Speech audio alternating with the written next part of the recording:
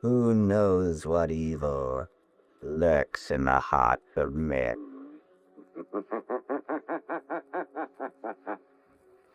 The shadow knows. For indeed the shadow does know, ladies and gentlemen. Welcome and good evening. This is your agent as we open a new tome for our podcast, The Sanctum Files. This is somewhat of a different episode. I don't really have a topic at hand at the moment, but I will later. This is sort of a more introduction and my personal history with the shadow. Much like everyone else, my history with the character started with the Alec Baldwin Shadow film. My first memory and recollection of it is not having gone to Blockbuster, but to our local Family Video. As I can already tell you there, I just dated myself already. But anyway, I was a kid. I just started around middle school. I just finished elementary school. I was middle school, and I saw this on the wall, and I wanted to pick it up because it looked very interesting. I liked the cover art, and I watched it, and I loved it. The casting was really good. Alec Baldwin, Penelope Ann Miller, Tim Curry, Ian McKellen, now Sir Ian McKellen, and I enjoyed the story. I liked the Shadow as a character, because growing up, prior to that, I listened to some cassette tapes from my parents of the Shadow radio show.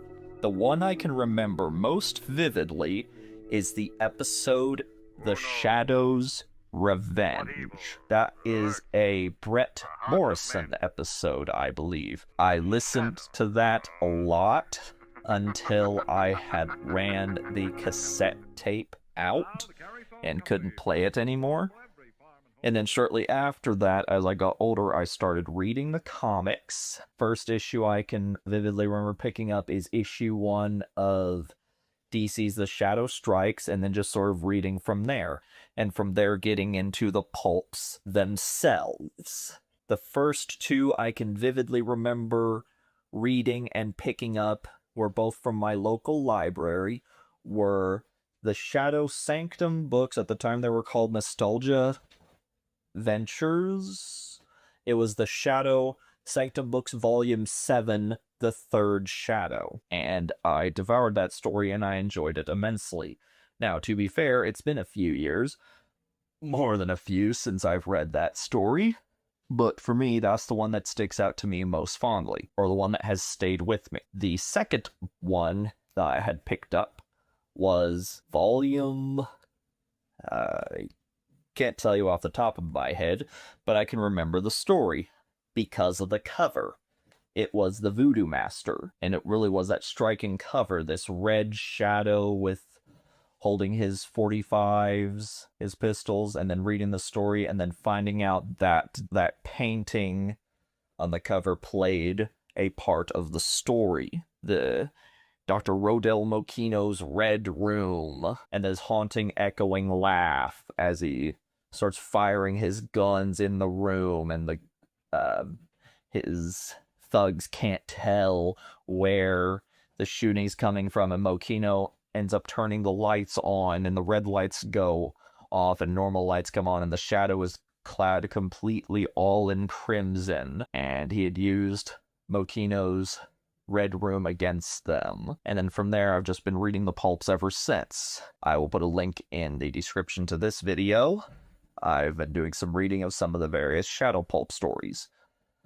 If we are lucky, if I've spoken to 2 different people throughout this show, coming in, I believe, later this year or starting in 2027, the first year of the Shadow's stories will be hitting the public domain. And that's The Living Shadow, The Eyes of the Shadow Laughs, and I want to maybe say The Red Menace and Gangdam's Doom, which means we can freely print and download and share these stories without having to worry about copyright. Now, there's some more to it as well. Apparently, like, you can't copyright or say, like, the Shadow as a brand on the piece if you decide to reprint it. So it has to be something else, but it's like the Living Shadow. I think you'd be okay with the Eyes of the Shadow or the Shadow Laughs. I don't know. The Shadow, the Red Menace, or in Gangnam's Doom, you just don't have to put the Shadow's name on the cover at all. You can either do some workaround on there. And that's really kind of like the short version of how I came to be a fan of the Shadow. In this podcast, I will be covering and doing interviews with various people and just general discussions about the character. We will be talking about the comics, the radio show, the pulps themselves, and some of the movies. Some good, while others not so good. I hope you will all join me on this journey, and stay tuned for more adventures as we push through this character's long and storied history. With over 90 years of material out there, going from the pulps to the comics, there's a lot to cover. And various different publishers as well. Back in the 40s, when the pulps had already been established for a while, Walter Gibson, the creator of The Shadow, was also writing and adapting some of his pulp stories for the comics as well. In fact, if you look at some of the history on that, the early issues, I want to say at least for sure issue 1 and then issue 2, had actually reused a slice or pieces of some of the pulp covers themselves. And then later came the Archie comics. That was a dubious series in itself. The first 2 issues had stayed more faithful to the character. He had the cloak and hat, which is kind of more like a judge's robe compared to what you see from the Shadow with the movie, where he wears a trench coat and like Dracula cape. And then by issue 3, they put him in spandex. It was really awkward and really kind of messed up, and like people were not happy about that. And then after that, the 70s, DC had brought the Shadow in and back into popularity by Denny O'Neil and Mike Kaluta. Although they were not the only creators on that series, it lasted only 12 issues, and other creators got involved. In fact, issue 12, the last issue, was helped done by Michael Uslan, and some of the art was done by, I want to say Frank, was his first name. Anyways, last it was some named Robinson. And then the 80s came along, and you had 2 series during that time. The first one was a 4-issue miniseries written by Howard Chaykin, The Shadow, Blood, and Judgment. A comparison could be made to The Dark Knight Rises. It was this iconic character brought back to this modern time, the modern time being the 80s, and the premise of the story is someone is killing off the Shadow's old agents. And then the Shadow comes back to New Jersey, and he is still young, and it's like, what happened to you? How are you still young? It's like, what are you doing here? And it's like, there's this whole mystery as some of the Shadow's past comes back to haunt him. The only agents that are left alive are Margot Lane and Harry Vincent, and their daughter, Margot Forsyth, who becomes sort of like somewhat of a love interest type character by the end of the series. And anyway, spinning off of that series, because of it was a financially commercial success, spun out a series after that. Andy Helfer, some of ours was Baker, and a couple other writers. I could not be bothered to read that series for the life of me because, honestly, it's not that good. I've seen some scans of some of the pages. I did not like what I saw. The art was weird and the story was crazy. And with the final series, and it called Body and Soul, that's the final arc in this series. Prior to that and early on in the series, the Shadow had been killed off by somebody. And they basically took his body, because it's revealed in the Blood and Judgment that the Shadow has 2 sons, and they basically take his father's body, like, okay, we're going to bring him back using our technology, like advanced technology to bring him back.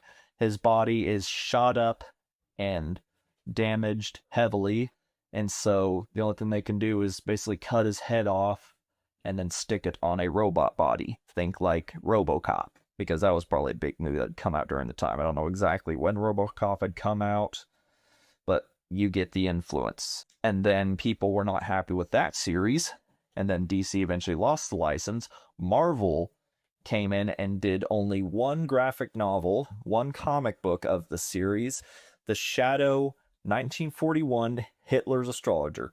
Again, bringing back the art team of Denny O'Neil and Mike Kaluta, which is arguably some of the best. Anyway, the Marvel comic had been a massive success and brought the Shadow back to his 1930s roots. There are copies of it relatively available through secondary markets, depending on what you're willing to pay for a price. It's not too terribly expensive. And then after Marvel had finished its license, DC had got it back, and sort of a response to the Marvel story, they had created the series The Shadow Strikes, which to date is the longest running Shadow comic series we have ever had. With a total of 31 issues plus an annual, the series was interesting, and one of my personal favorite Shadow comic stories, where the Shadow goes after the Chicago mob. He encounters Rasputin and a woman who's revealed to be Anastasia Romanov. He teams up with Doc Savage in the crossover story with his series that was going on at the same time, The Conflagration Man crossover. That series was with Doc Savage 17 and 18, and The Shadow Strikes issues 5 and 6. And then there's sort of like a one-off episode of Cloud Men's Minds, which is sort of a nod to the Shadow radio show with issue 7. The cover's really nice too. But my favorite is issue 13, The Shadow versus the Chicago Mob. It's like this blue-black haze, and the Shadow's like kind of not necessarily like invisible, but he's sort of like blending into the background, and you see this glint in his eye, and he's holding this Tommy gun. It's really fun cover. And then after that, DC had lost the license after that again for a while, and then Dark Horse came in during the 90s, around the time where the Shadow movie had come out. They had released their own series. It was a number of books, starting with The Shadow in the Coils of Leviathan, where Michael Kaluta was the writer.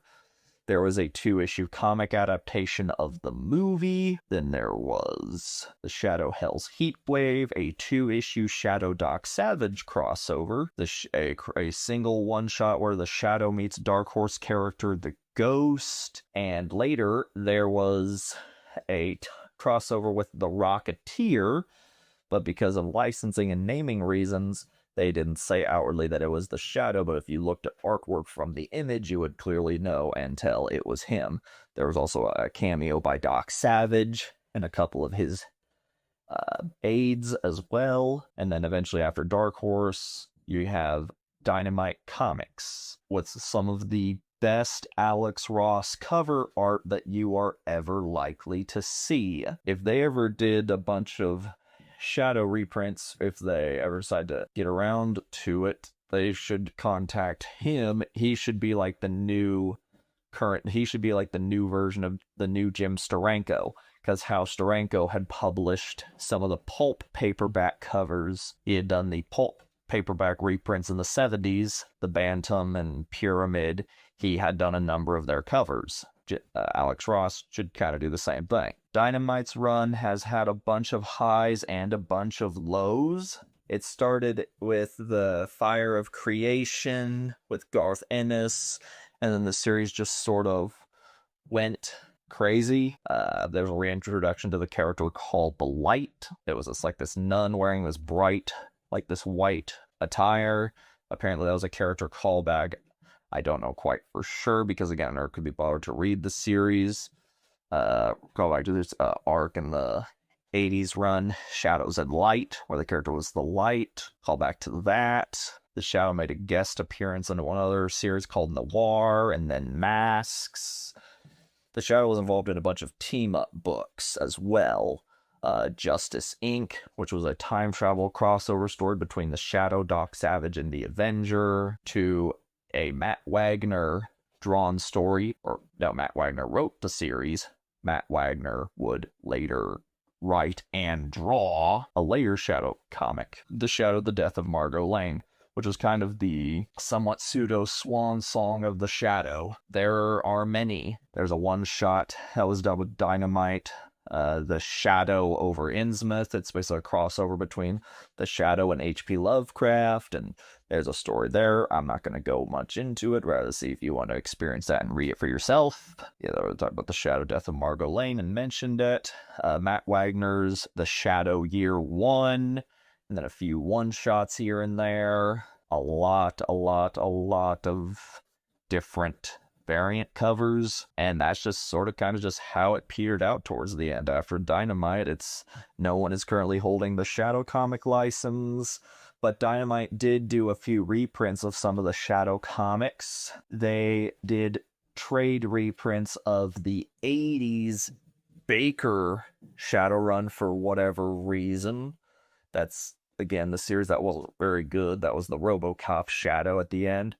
They did a reprint of The Shadow Hitler's Astrologer. From what I've seen a review of somebody else talk about it, apparently the colors are dark, like a bit darker. I picked up the trade of The Shadow, Blood and Judgment, and the colors are a bit too brighter, too, I don't want to say saturated, but it's like everything's been brightened up a lot. And I've also had the original 4-issue series and floppies, and the colors more darker. I'm not just talking about like age of the comics, but like the printing quality. It's like there's a difference. So if you can read the originals, I'd say stick to it. But the only thing you can get is the Dynamite ones. You do what you need to do, and that, but again, that's just my personal opinion. Or you can get the comics digitally. As far as the movies, the most well-known, of course, is the Alec Baldwin Shadow movie, but there's been movies before that. Some were TV pilots that didn't pan out. I'll go into that more later. I'm probably going to give the movies their own dedicated episode. I gave an overview of the comics, the radio show. What more can I say that hasn't been said by other people? The radio show is probably how other people have gotten into the Shadow and know of the character. So you get like sort of two different crowds. You have pulp / comics, or the movie, the Alec Baldwin movie, and then others you have the Shadow radio show. I myself have the stance that each incarnation of the Shadow is all different, but some borrows elements, such as the movie. It's a bit of the comics and a bit of the radio, a little bit of the pulp. The pulp is its own version. The radio is its own version. The radio is basically the Invisible Man, for lack of a better word. The comics can borrow some elements, especially the early 40s books. They made him invisible, too. One I remember vividly is seeing this issue online, looking at a scan of it. The cover is of the Shadow holding a ship in his hands, and instead of it being like a solid color, the Shadow is inked in this blue color that makes him sort of like, I heard the word described as ethereal, like he's invisible. So there's that. And so I look forward to and hope you will join me on this journey as I conduct interviews with authors, fans, and people involved with the Shadow, as well as just doing discussions and conversations and reviews of different Shadow properties as we carry through this series. So until then, fellow agents, fellow viewers, I will see you all next time. Who knows what evil lurks in the hearts of men? The Shadow knows.